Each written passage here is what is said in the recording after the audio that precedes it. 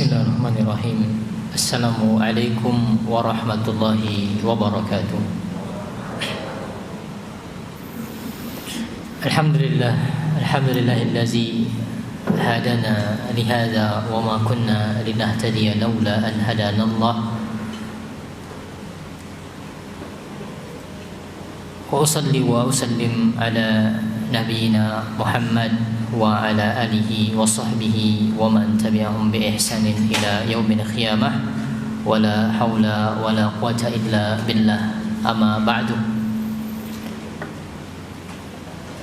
Ikhwatal kiram rahimani wa rahimakumullah jami'an. Alhamdulillah, kembali kita bisa bertemu pada kesempatan malam hari ini. InsyaAllah kita akan lanjutkan pembahasan kita bagaimana caranya menjadi seorang muslim yang produktif. Dan kita sedang di pembahasan tentang manajemen waktu. Salah satu tools yang bisa kita manfaatkan untuk menjadi seseorang yang produktif adalah mengelola waktu kita. Kita sudah jelaskan beberapa prinsip mendasar terkait manajemen waktu, dan kita sedang masih di dalam pembahasan mengenai skala prioritas, karena pembahasan utama atau hal yang paling utama yang perlu kita pertimbangkan ketika kita membahas tentang efisiensi waktu adalah masalah skala prioritas. Di pekan yang lalu sudah kita bahas bagaimana caranya kita melakukan skala prioritas. Sudah saya kenalkan teknik 4D, 4Ds: do, delay, delegate, dan drop. Dan kita coba lihat pada pertemuan yang lalu berbagai dalil yang menunjukkan tentang bolehnya hal tersebut. Dalam perkara agama pun diperbolehkan selama memenuhi syarat-syaratnya. Lebih-lebih dalam perkara dunia, maka ini lebih lapang lagi urusannya. Lalu kita bahas pertemuan yang lalu mengenai pertimbangannya. Ketika kita menyebutkan tentang skala prioritas, apa yang menjadi pertimbangan kita? Apa yang menjadi pertimbangan kita untuk melakukan skala prioritas? Dua sudah kita bahas. Yang pertama masalah wajib atau tidak wajib. Kita perlu melihat berbagai aktivitas, yang mana yang wajib, yang mana yang tidak. Yang wajib harus kita prioritaskan. Yang kedua kita lihat aktivitas itu yang mana muta'addi, yang mana qasirah. Apa itu muta'addi? Yang manfaatnya lebih luas, maka ini harus kita prioritaskan kalau dibandingkan amal-amal atau aktivitas-aktivitas qasirah yang ini merupakan aktivitas yang manfaatnya hanya kembali kepada diri kita, terbatas manfaatnya. Yang akan kita bahas pada pertemuan kali ini adalah pertimbangan yang ketiga. Ya, intinya pembahasan ketiga ini adalah membahas aktivitas apa yang paling cocok untuk waktu-waktu tertentu. Dan ini adalah hal yang sangat penting kita pertimbangkan. Jadi kita perlu tahu untuk waktu-waktu tertentu aktivitas apa yang paling pas. Dan ini sangat mempengaruhi produktivitas seseorang. Ya, langsung saja kita lihat. Dan saya mohon maaf belum sempat menuliskan buletinnya yang harus kita bagikan. Namun seperti pekan sebelumnya, insya Allah nanti akan kita rapel pada pertemuan berikutnya.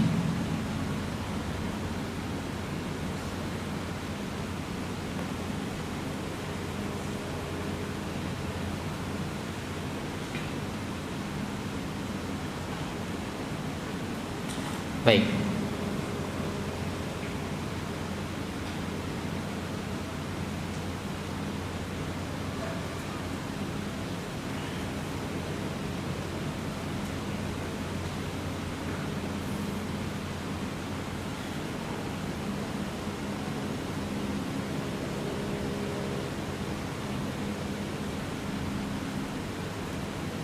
Baik. Jadi intinya teman-teman sekalian, di antara yang harus kita pertimbangkan dalam manajemen waktu adalah kesesuaian waktu dan aktivitas. Jangan sampai Anda dalam mendistribusikan pekerjaan, saya mau mengerjakan ini kapan, saya mau mengerjakan ini kapan, jangan sampai salah meletakkan pada waktu yang tidak sesuai. Ini dampaknya apa? Ini mempengaruhi produktivitas Anda. Ya, saya akan jelaskan terlebih dahulu di sini ada perkataan Ibnu Qayyim Al-Jauziyah. Baik. Cukup panjang, namun kita baca terjemahnya saja. Ibnu Qayyim mengatakan, sebagian ulama berkata, kita bahas terkait ibadah terlebih dahulu. Ibadah yang paling afdal adalah amalan yang dilakukan sesuai dengan ridha Allah dalam setiap waktu dengan memandang pada waktu dan tugas dari masing-masing waktu tersebut atau fungsi dari masing-masing waktu tersebut. Jadi intinya ibadah yang paling afdal itu tergantung pada waktunya.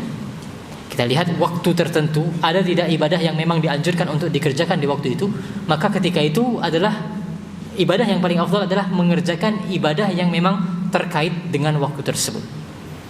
Ya, supaya lebih jelas kita lihat sekarang, kata Ibnu Qayyim. Ibadah yang paling baik pada waktu jihad adalah berjihad. Ini yang waktu paling afdal. Di waktu berjihad yang paling afdal adalah berjihad. Jangan kemudian seseorang mengerjakan pekerjaan yang lainnya meskipun dalam kondisi umum pekerjaan ini lebih utama daripada jihad. Nah, misalnya di sini kata Ibnu Qayyim, meskipun nantinya sampai dia harus meninggalkan wirid rutin seperti sholat malam, puasa di siang hari, meninggalkan sholat sempurna untuk sholat wajib, yaitu sholatnya diqashar. Sholat sempurna harus 4 rakaat.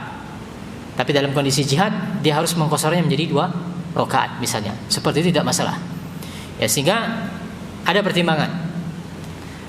Anda tahu sabda Nabi SAW, ahabbul a'mali ilallah adwamuha wa in qalla. Kata Nabi SAW, amal yang paling dicintai oleh Allah Subhanahu Wa Taala adalah amal yang continue meskipun jumlahnya sedikit.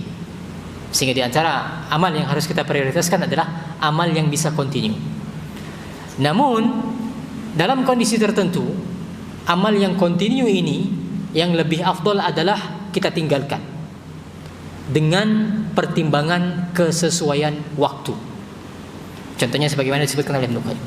Kalau tiba-tiba ada panggilan jihad, di zaman dulu adalah Rasulullah memanggil jihad misalnya. Atau di zaman kita tiba-tiba Pak Jokowi mengumumkan, rakyat Indonesia, kaum muslimin, mari kita berjihad ke Palestina. Seperti itu. Maka amal yang paling afdal ketika ada seruan ketika itu adalah berangkat berjihad. Tidak kemudian seseorang itu berdalih misalnya, saya kalau jihad tidak bisa berpuasa, sedangkan saya punya kebiasaan puasa Daud atau puasa Senin Kamis. Tidak. Tapi dia tinggalkan puasa Daudnya itu, dia tinggalkan puasa Senin Kamisnya tersebut dalam rangka berangkat jihad. Karena di waktu itu amal yang paling utama adalah berjihad sesuai dengan waktunya. Contoh lainnya, apabila tamu hadir di rumah, yang paling afdal adalah sibuk melayani tamu tersebut daripada rutinitas yang sunnah. Begitu pula dalam menunaikan hak istri dan keluarga. Misalnya Anda punya kebiasaan zikir sore, zikir petang. Tiba-tiba di sore hari datang tamu. Maka ketika datang tamu tersebut, amalan yang paling afdal adalah menjamu tamu. Tidak dengan alasan saya punya kebiasaan zikir sore, zikir petang. Bukankah amal yang paling utama adalah amal yang dawam, amal yang kontinu? Kemudian Anda membiarkan tamu Anda dalam rangka merutinkan zikir petang? Tidak. Amal yang paling afdal ketika hadirnya tamu adalah memuliakan tamu. Apabila datang waktu sahur, yang paling afdal adalah sibuk dengan solat, membaca Quran, berdoa, berzikir dan beristighfar. Ya, apabila azan berkumandang, yang paling afdal adalah sibuk menjawab azan daripada melakukan rutinitas ibadah yang lainnya. Karena di saat itulah kita punya kesempatan untuk melakukan ibadah, mendengarkan azan dan menjawab azan. Dan seterusnya disebutkan beberapa contoh oleh Ibnu Qayyim di sini. Ya, ketika waktu salat 5 waktu tiba, yang paling afdal adalah serius melakukannya dalam bentuk yang sempurna. Dan seterusnya, banyak contoh yang beliau sebutkan di sini. Tapi intinya adalah dalam perkara ibadah kita harus memprioritaskan amal apa yang paling cocok untuk waktu tertentu. Ketika datang waktunya untuk beramal dengan amal tersebut, maka kerjakan amal tersebut terlebih dahulu. Nah, di sini kesimpulannya, maka afdalnya pada tiap waktu dan keadaan seseorang mendahulukan sesuatu yang Allah ridhoi pada waktu dan keadaan tersebut. Apa yang Allah dorong kepada para hambanya untuk dikerjakan di waktu tertentu, maka itu yang harus kita prioritaskan. Sehingga kembali lagi, di antara pertimbangan melakukan skala prioritas, kita harus tahu dari masing-masing waktu amal apa yang dituntut untuk dikerjakan pada waktu-waktu tersebut. Yang ini sangat mempengaruhi produktivitas seseorang. Makanya sudah pernah saya singgung, di sini saya tuliskan. Kecocokan waktu dengan aktivitas ini sangat berpengaruh pada produktivitas. Contohnya adalah Ibnu Jarir At-Tabari dan Abdul Ghani Al-Maqdisi yang sangat produktif dalam hal berkarya, menulis. Contoh lainnya adalah Abdurrahman bin Sakhar, sangat produktif dalam berbisnis. Dan para ulama dan imam terdahulu yang mereka sangat banyak dan kuat hafalan ilmunya, di antara sebab utamanya mereka produktif dalam hal-hal tersebut adalah karena mereka semua beraktivitas di waktu yang tepat. Saya sudah sebutkan contoh Ibnu Jarir At-Tabari. Ya, kita ulangi lagi contoh Ibnu Jarir ini. Ibnu Jarir meninggalkan tulisan sebanyak 351.000 lembar. Kalau dirata-ratakan, Ibnu Jarir satu hari menulis sekitar 40 lembar. Sebagian ulama mengatakan, ya disebutkan Ibnu Jarir adalah penulis terbesar sepanjang sejarah Islam. Kita lihat kebiasaan Ibnu Jarir At-Tabari diriwayatkan oleh Al-Qadi Abu Bakar bin Kamil. Setelah Ibnu Jarir makan menjelang siang, dia tidur dengan baju dari katun berlengan pendek. Kemudian dia bangun sholat zuhur, lalu dia menulis buku sampai datangnya waktu asar. Banyak para ulama yang menyebutkan, nanti akan saya bacakan perkataan Ibnu Jamaah di antaranya, waktu yang paling tepat untuk menulis adalah di siang hari, antara zuhur sampai asar. Karena memang ini cocok, waktu yang paling cocok. Sehingga ketika seorang itu dia berhasil mengalokasikan atau mendistribusikan pekerjaan dia pada waktu yang tepat, maka dia akan lebih produktif. Demikian juga dengan Abdul Ghani Al-Maqdisi. Ya, Abdul Ghani Al-Maqdisi termasuk ulama yang paling produktif dalam menulis. Disebutkan Abdul Ghani Al-Maqdisi punya kebiasaan tidur sebentar sebelum zuhur, lalu menulis ba'da zuhur sampai maghrib. Ini kebiasaan Abdul Ghani Al-Maqdisi. Sekali lagi, banyak para ulama yang mereka mengatakan waktu yang paling pas untuk menulis itu adalah ba'da zuhur. Sehingga ini contohnya terlebih dahulu kita bahas. Disebutkan oleh Az-Zahabi dalam Tazkiratul Hufaz.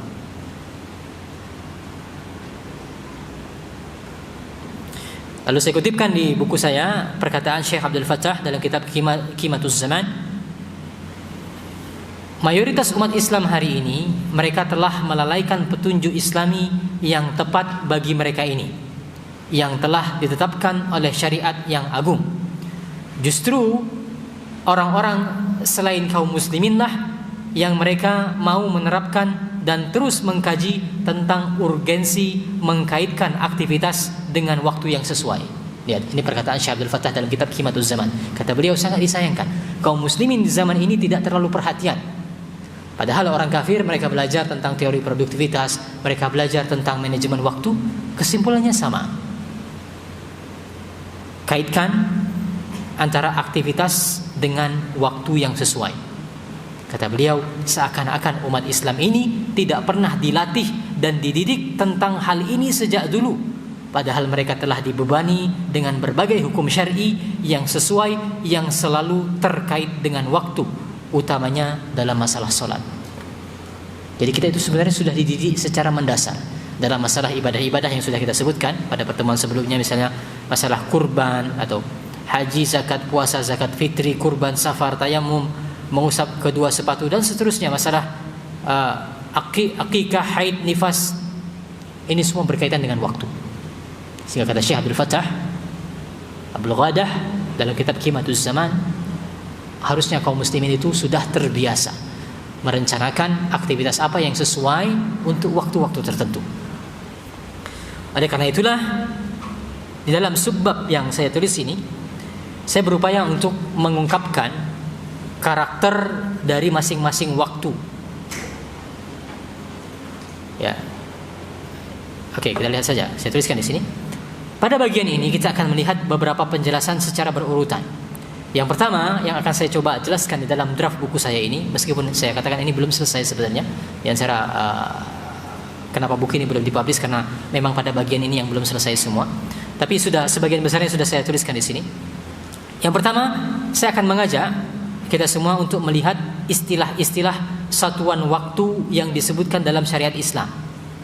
Ada istilah subuh, ada istilah syuruk, ada istilah fajar, ada istilah zuhur, ada istilah asar, maghrib, isya, kemudian ada istilah duha, ada istilah lail, malam, ada istilah sahur, waktu sahur.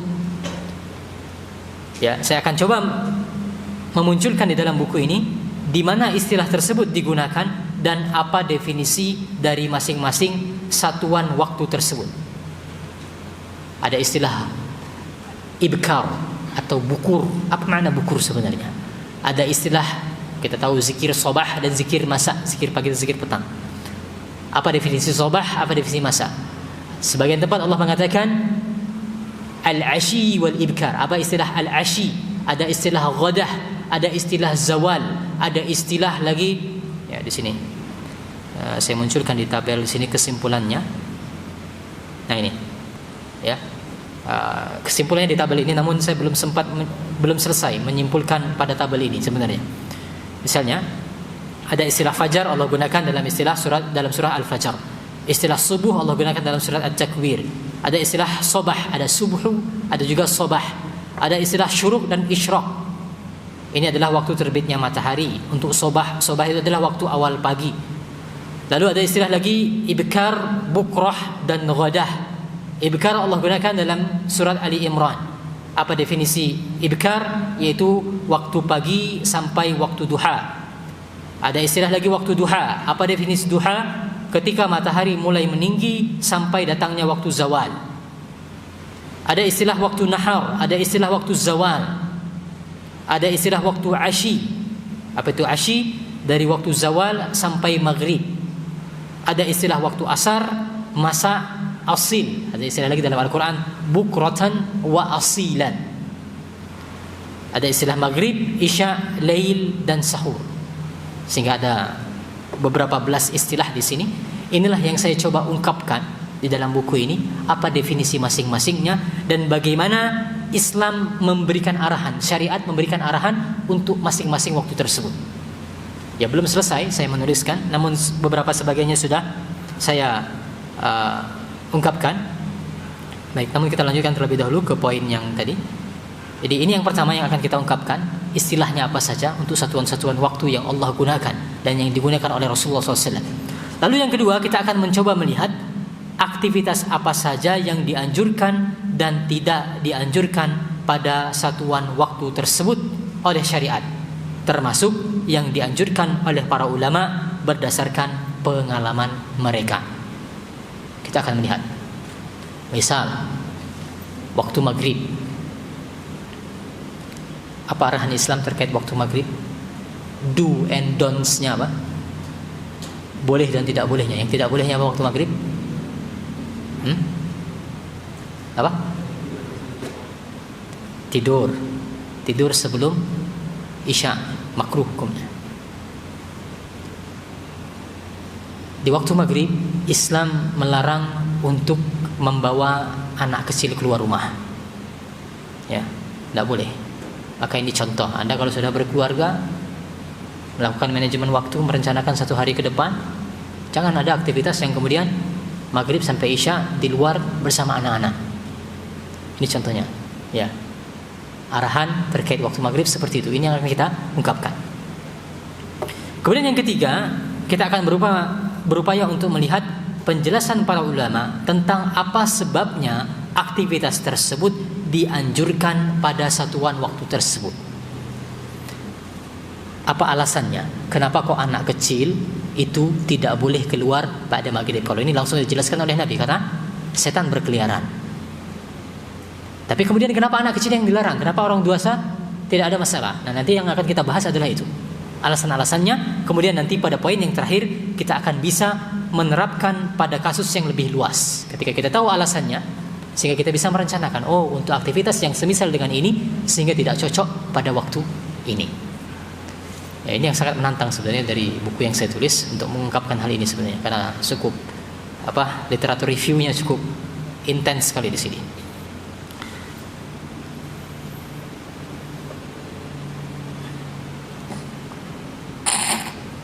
Baik, kita akan lihat sekarang.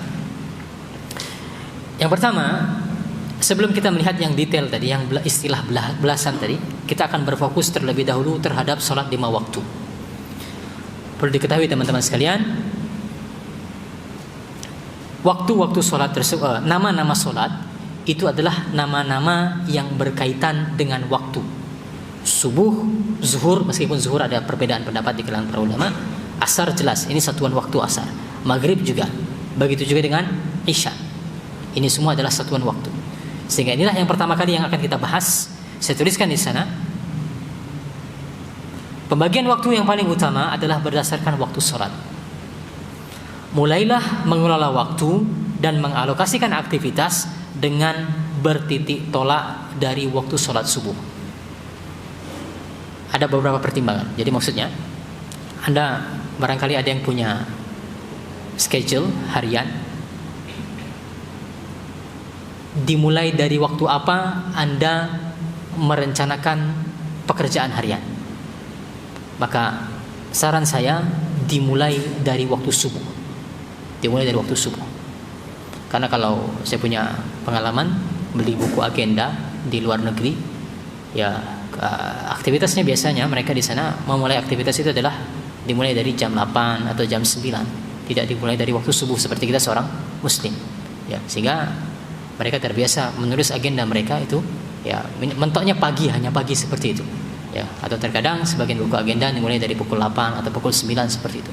Bagi seorang muslim, kalau dia ingin merencanakan aktivitas hariannya, saya sarankan dimulailah dengan waktu sholat subuh. Karena sholat subuh adalah sholat yang pertama menurut pendapat yang terkuat. Jadi maksudnya seperti ini. Kita punya sholat 5 waktu. Ya.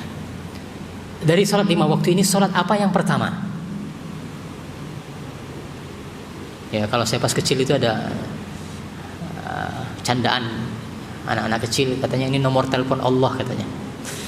Anda tahu nomor telepon Allah berapa katanya? Anak-anak kecil dulu 2 4 4 3 4 berdasarkan jumlah rakaat sholat. Nah, maka di sini diawali dengan 2, ya, 2 4 4 3 4 jumlah rakaat sholat. Ya, tidak boleh ya berkeyakinan seperti itu. Tapi yang menjadi poinnya adalah sholat apa yang pertama? Kalau berdasarkan tadi mitos anak-anak kecil zaman saya dulu adalah dimulai dari waktu sholat subuh, dan inilah pendapat yang terkuat. Ada pembahasan di kalangan para ulama, sholat yang pertama itu sholat apa? Sebagian ulama berpendapat sholat yang pertama itu adalah sholat zuhur. Dimulai sholat itu dari sholat zuhur. Ini sholat yang pertama yang dikerjakan oleh seorang muslim. Namun pendapat yang paling kuat adalah subuh. Kita lihat penjelasannya. Nah, ini terkait dengan firman Allah Subhanahu wa taala. Kata Allah Subhanahu wa taala, "Hafizu 'ala salawati wa salatil wusta wa qumu lillahi qanitin." Allah perintahkan, jagalah atau peliharalah semua salatmu dan peliharalah salat wusta. Wusta secara bahasa adalah pertengahan.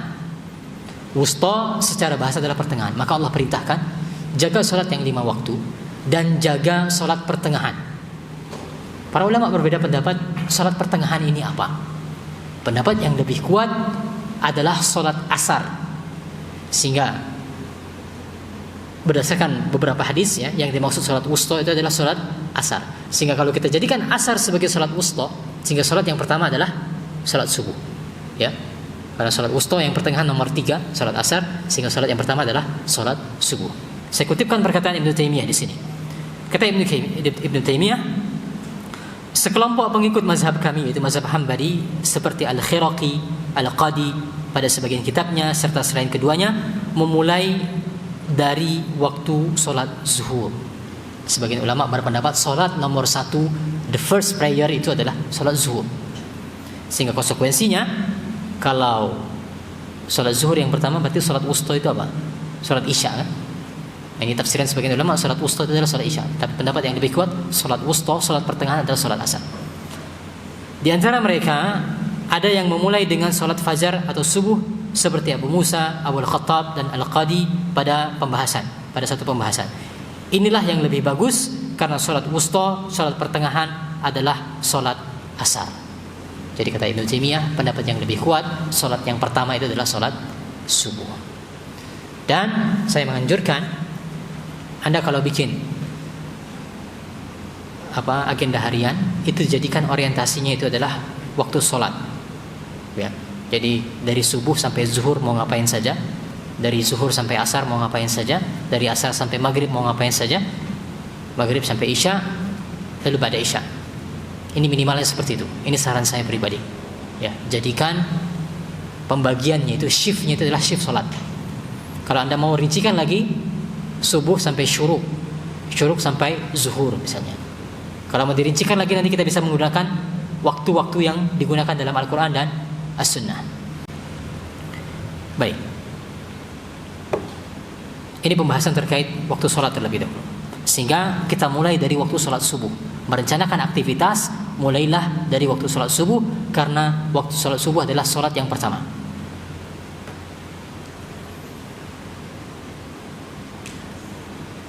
Kemudian,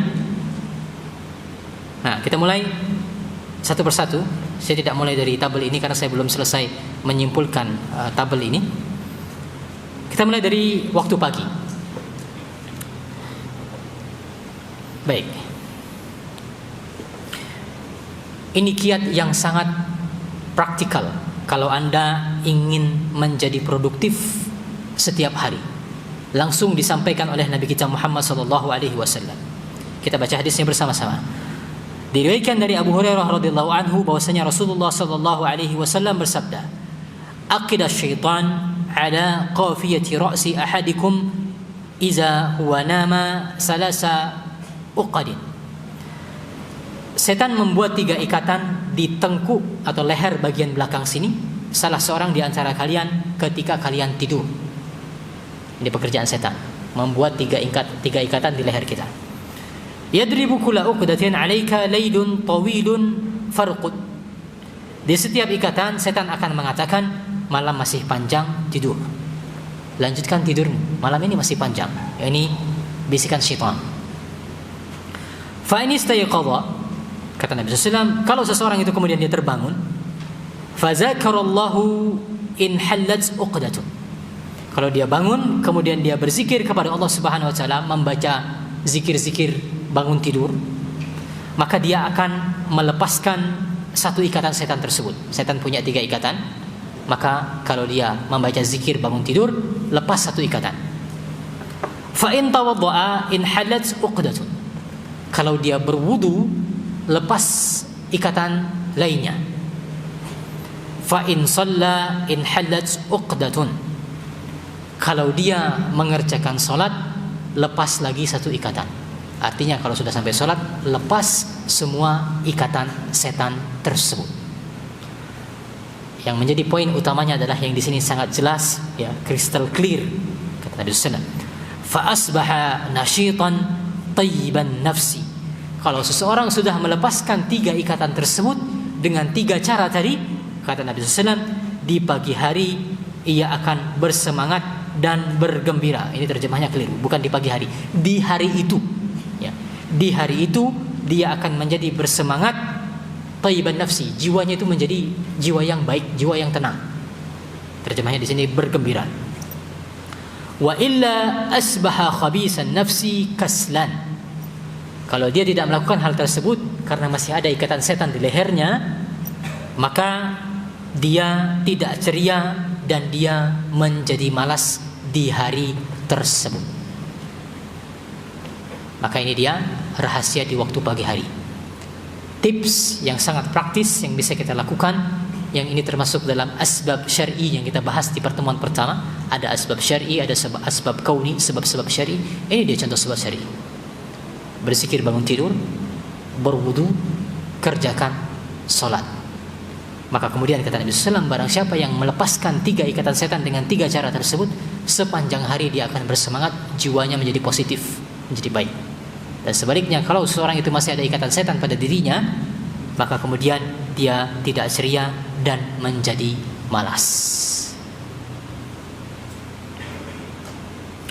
Baik, makanya kita lihat sekarang penjelasan Syekh Abdul Razak dalam kitab Fiqh Ad'iyah wa Al-Azkar. Ini yang pernah saya singgung juga, tapi kita baca lagi lebih detail di sini. Baik, ini belum sempat saya terjemahkan. Kata Syekh Abdul Razak,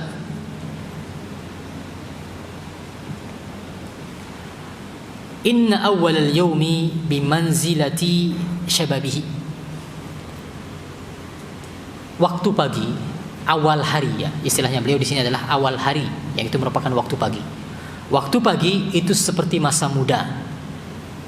Wa akhiruhu bimanzilati syuyukhatihi. Akhir hari, akhir siang itu seperti waktu tua, waktu rentanya. Ada pepatah Arab, wa man syabba 'ala syai'in syaba 'alaihi. Barang siapa yang dia menghabiskan waktu mudanya dengan sesuatu, maka ketika dia beruban, dia akan seperti itu pula kondisinya. Ketika dia sudah tua, kondisi dia seperti itu juga. Bisa dipahami? Pepatah Arab mengatakan, man syabba 'ala syai' syaba 'alaihi. Barang siapa yang dia menghabiskan waktu mudanya dengan sesuatu, dengan aktivitas tertentu, maka di waktu tuanya dia akan terbiasa untuk melakukan aktivitas tersebut. ولهذا فإنما يكون من الإنسان في بقرة اليوم وأوله ينحسب على بقية يومه. Nah, ini dia kata beliau rahasianya. Oleh karena itulah seorang manusia yang dia itu bagaimana kondisi dia di awal hari, di waktu pagi, itu akan mempengaruhi waktu yang tersisa. Setelah pagi sampai dia tidur lagi, itu dipengaruhi oleh bagaimana kondisi dia di pagi hari. In nasyatan fa nasyatun.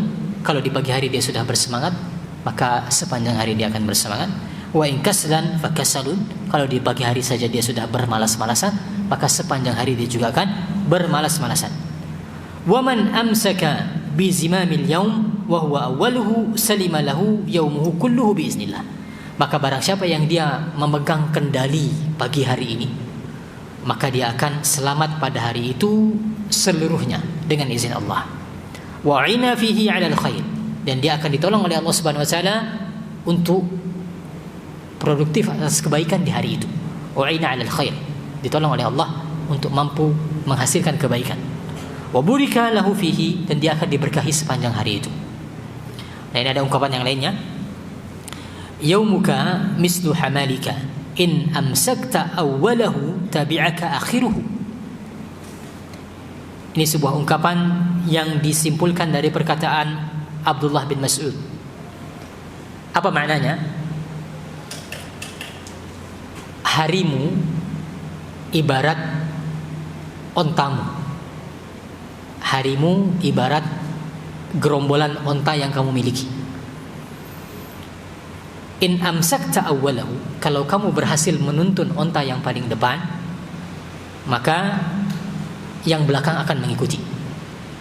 Harimu adalah ibarat gerombolan onta yang kamu miliki. Kalau kamu berhasil untuk menuntun onta yang paling depan, maka onta yang belakang akan mengikuti. Ya, seperti kita menggembala, seperti orang-orang menggembala kambing, menggembala sapi dan seterusnya. Yang dipegang adalah yang depan, yang diarahkan adalah yang depan. Yang belakang tinggal mengikuti. Maka seperti itulah permisalan waktu pagi. Barang siapa yang dia bisa memegang waktu paginya, mengendalikan waktu paginya, mengontrol bagaimana saya tetap produktif di pagi hari, maka sepanjang hari dia akan tetap produktif. Maka inilah di antara rahasia waktu pagi. Lalu beliau di sini membawakan beberapa contoh. Sebagainya sudah saya terjemahkan, namun kita baca dari sini saja. Contohnya adalah Ibnul Qayyim Al-Jauziyah, atau apa yang dikatakan oleh Ibnul Qayyim Al-Jauziyah. Ibnul Qayyim Al-Jauziyah, kata Ibnul Qayyim, hadartu Syekh al-Islam Ibn Taimiyah marratan shalla al-fajr. Aku pernah menemui Syekhul Islam Ibn Taimiyah pada suatu ketika di saat salat subuh. Summa jalasa yazkurullah ta'ala ila qaribin min tisafin nahar. Ibn Taimiyah sejak salat subuh sampai menjelang tengah hari dia duduk dalam kondisi berzikir. Summa iltafata ilayya. Lalu ketika sudah selesai berzikir, Ibn Taimiyah menemui Ibn Qayyim al-Jauziyah. Wa qala hazihi ghadwati. Kata Ibn Taimiyah, ini adalah sarapanku. Sarapanku adalah ini, berzikir di pagi hari. Walau lam ataghadda hadzal ghada saqatat quwwati. Kalau saya tidak memakan sarapan ini, maka kekuatanku akan hilang. Au kalaman qariban min hadza, atau beliau mengucapkan sesuatu yang mirip dengan perkataan tersebut. Maka di sini contohnya adalah Syekhul Islam Ibn Taimiyah. Kita tahu Syekhul Islam Ibn Taimiyah adalah termasuk ulama yang sangat produktif. Contoh produktivitas Syekhul Islam Ibn Taimiyah menulis ba'da asar kitab Al-Aqidah Al-Wasitiyah. Kitab Aqidah Wasitiyah kita kalau mempelajarinya berbulan-bulan atau bertahun-tahun. Belajar kitab Aqidah Wasitiyah. Nah, Ustaz Firanda punya syarah Aqidah Wasitiyah berapa jilid? Berapa jilid? 5. 5 jilid. Disyarah menjadi 5 jilid kitab tersebut. 5 atau 6 ya? 5 ya. 5 jilid. Syekhul Islam Ibn Taimiyah menulis kitab tersebut cuma 1 kali duduk. Pada asar dia duduk, nulis, selesai. Kita mengkajinya bertahun-tahun. Beliau menulisnya hanya 1 kali duduk pada asar dalam waktu yang singkat. Contoh produktifnya para ulama. Apa kiatnya? Karena Ibn Taimiyah di waktu pagi hari dia produktif. Dia tidak malas-malasan di pagi hari. Contoh lainnya, tadi sudah saya singgung, sahabat yang bernama Sakhr bin Wada'ah Al-Ghamidi, sahabat Sakhr Al-Ghamidi radhiyallahu anhu, salah seorang sahabat Nabi. Sakhr Al-Ghamidi inilah yang meriwayatkan hadis Nabi SAW atau doa Nabi SAW, Allahumma barik li ummati fi bukuriha. Ya Allah, berkahilah umatku di waktu bukurnya, di waktu paginya. Diriwayatkan oleh sahabat Sakhr Al-Ghamidi, wa kana iza ba'asa sariyatan aw jashan ba'asahum awwal an-nahar. Kebiasaan Nabi alaihi salatu wasalam, beliau kalau mengutus pasukan atau berangkat, kalau beliau mengutus pasukan, maka beliau akan mengirim atau mengutus pasukan tersebut di pagi hari. Ini kebiasaan Nabi SAW. Wa kana Sakhrun tajiran. Sakhr Al-Ghamidi radhiyallahu anhu adalah seorang pedagang. Fakana yab'asu tijaratahu min awwalin nahar. Kebiasaan Sakhr Al-Ghamidi adalah beliau mendistribusikan barang dagangan beliau di waktu pagi hari. Fa asra wa kasura maluhu. Dampaknya Sakhr Al-Ghamidi menjadi salah seorang sahabat yang kaya raya. Hartanya berlimpah karena dia berdagang di pagi hari, mendistribusikan barang dagangannya di pagi hari.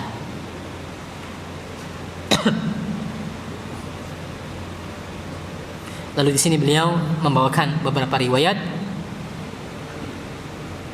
dari para sahabat, bahwasanya para sahabat mereka sangat membenci untuk tidur di pagi hari. Ya, sudah pernah kita singgung ketika pembahasan manajemen tidur. Ini adalah hal yang sangat-sangat dibenci, tidak sampai haram, namun sangat dibenci oleh para salaf terdahulu. Karena ini adalah diantara bentuk kemalasan. Tidur di pagi hari adalah bentuk kemalasan di pagi hari. Makanya para salaf dulu mereka sangat benci untuk tidur di pagi hari.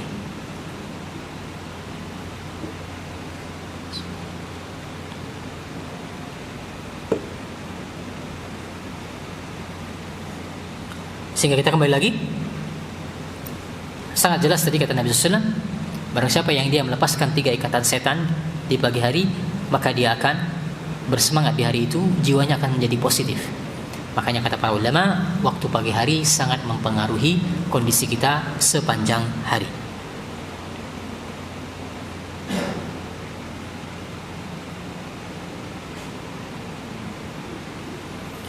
Baik.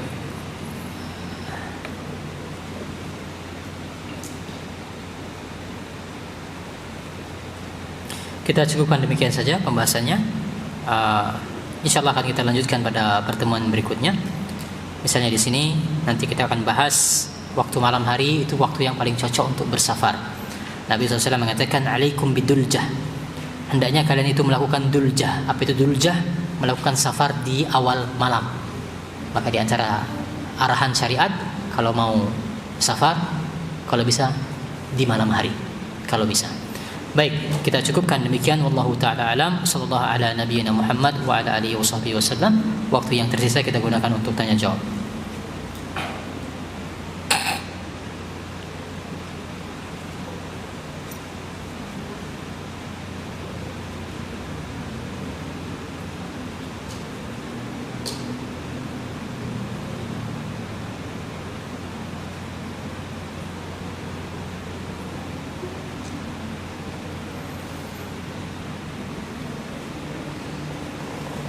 Baik, ada beberapa pertanyaan. Pertanyaan yang pertama, jika terbangun kesiangan, lalu kita tetap melakukan 3 cara yang disebutkan oleh Nabi tadi, baca doa, wudu, dan sholat subuh, apakah tetap bisa melepas ikatan-ikatan setan?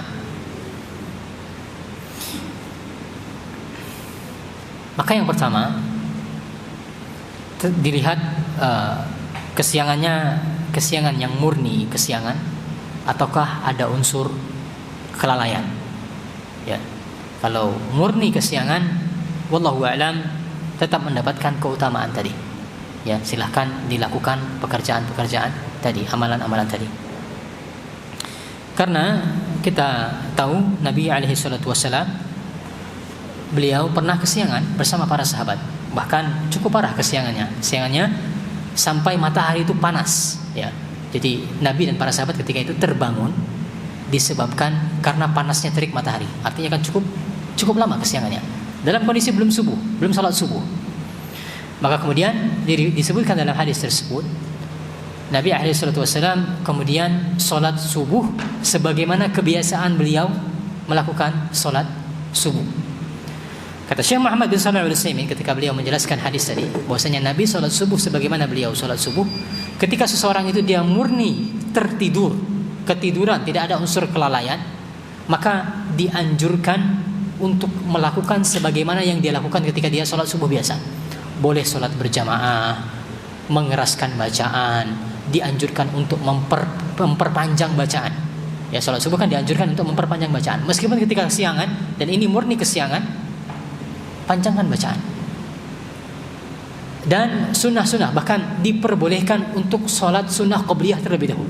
Anda kesiangan, murni kesiangan, ya, silahkan mau sholat sunnah qobliyah terlebih dahulu, tidak apa-apa, baru kerjakan sholat subuh.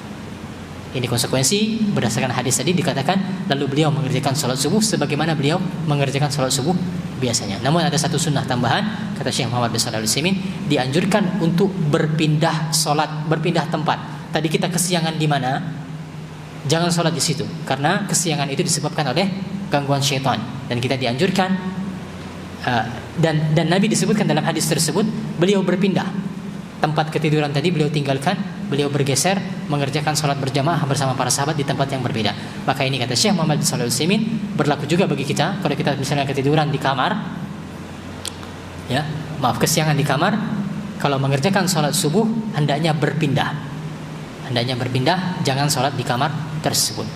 Wallahu a'lam. Kita cukupkan untuk pertanyaan yang pertama. Insyaallah kita lanjutkan pertanyaan yang berikutnya setelah mendengarkan azan Isya. Wassallallahu ala nabiyina Muhammad wa ala alihi wasallam. Bismillah, alhamdulillah, salatu wassalamu ala rasulillah.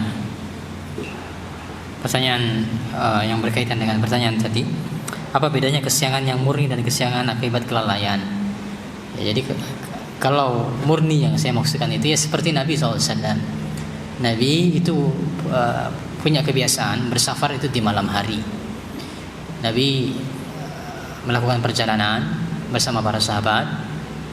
Malam itu tetap berjalan, ya, malam tetap berjalan. Lalu menjelang subuh mereka beristirahat.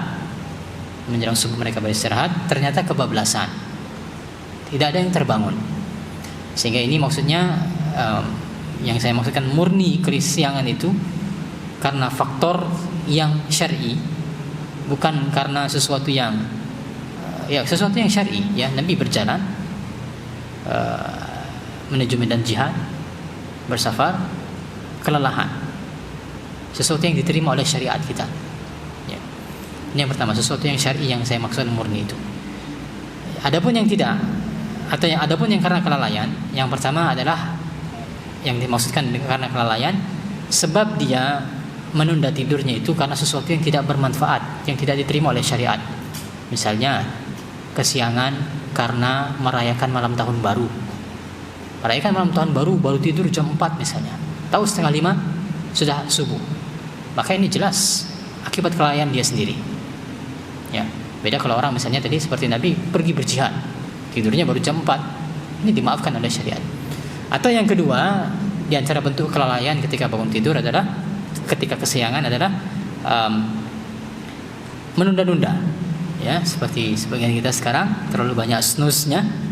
Snooze 10 menit, ditekan terus snooze-nya, akhirnya bangun sudah syuruk, sudah habis waktunya. Nah, ini memang dia yang menunda-nunda untuk bangun, padahal sudah ada media untuk membangunkan dia. Ya, temannya membangunkan, azan pun membangunkan, alarm membangunkan, tapi dia memilih untuk menunda. Akhirnya ujung-ujungnya kesiangan. Maka ini kelalaian dia sendiri. Berbeda dengan Nabi tadi, tidak ada yang membangunkan. Tidak ada yang membangunkan, tidak ada alarm, para sahabat pun tidak ada yang terbangun, tidak ada yang mendengar azan dan seterusnya. Maka itu bedanya. Baik, pertanyaan berikutnya, bagaimana hukumnya jika saya lebih memprioritaskan untuk ikut melakukan ujian terlebih dahulu dibandingkan melaksanakan sholat tepat waktu, karena waktu ujiannya dilakukan sebelum atau bertepatan dengan waktu sholat masuk. Misalnya sholat asar jam 15.02, ujian dimulai 15.00. Hingga hal tersebut membuat sholat saya menjadi tertunda. Bagaimana hukumnya? Maka silakan ditunda. Ya, silakan ditunda sholatnya. Silakan ditunda sholatnya. Ini difatwakan oleh sebagian ulama ketika seseorang dia bahkan levelnya masih khawatir. Ya, seseorang itu dia di stasiun khawatir tertinggal kereta, sedangkan di musola stasiun misalnya dikumandangkan azan, orang sholat berjamaah, boleh tidak mengikuti sholat berjamaah tersebut? Tidak masalah. Ya, ini kalau nanti di antara pertimbangannya skala prioritas itu adalah maslahat dan mudaratnya. Ya, maslahat dan mafsadatnya seperti apa? Kita khawatirkan kalau Anda misalnya mengikuti sholat berjamaah terlebih dahulu baru ikut ujian, nanti akan ada mudarat di sana. Dikhawatirkan nanti akan mudarat di sana, dan ya asalkan tidak sampai habis waktu sholat, ya ini kan masih bisa selesai jam 4, masih bisa sholat asar jam 4, tidak masalah. Wallahu a'lam. Ada pertanyaan yang terakhir barangkali kita jawab pada pertemuan kali ini. Kita sudah memahami bekerja sesuai waktunya dan sudah membuat jadwal harian yang begitu sistematis, terkadang hanya 5 hari atau seminggu bertahannya. Kalau sudah sampai 1 pekan, 1 bulan, sudah buyar, sudah bubar. Bagaimana caranya agar tidak terulang lagi? Ya, nanti ini akan kita bahas pada waktunya, insyaallah. Ya, bagaimana caranya menciptakan habit? Bagaimana menjadikan ini sebagai habit, sebagai kebiasaan. Nabi SAW mengatakan innamal ilmu bitta'allum. Yang namanya itu dengan ta'allum. Apa itu ta'allum? Dengan berjuang, dengan pembiasaan. Dapat ilmu itu kalau biasa belajar. Ya, dapat ilmu itu kalau terbiasa untuk berjuang untuk belajar. Sehingga ada, memang harus dipaksa, memang harus dibiasakan. Dan ini nanti tips-tipsnya akan kita bahas pada tempatnya, insyaallah. Kita cukupkan demikian. Wallahu a'lam. Wassallallahu ala nabiyyina Muhammad wa ala alihi washabbihi wasallam. Subhanakallahumma wa bihamdika asyhadu an la ilaha illa anta astaghfiruka wa atubu ilaik. Assalamualaikum warahmatullahi wabarakatuh.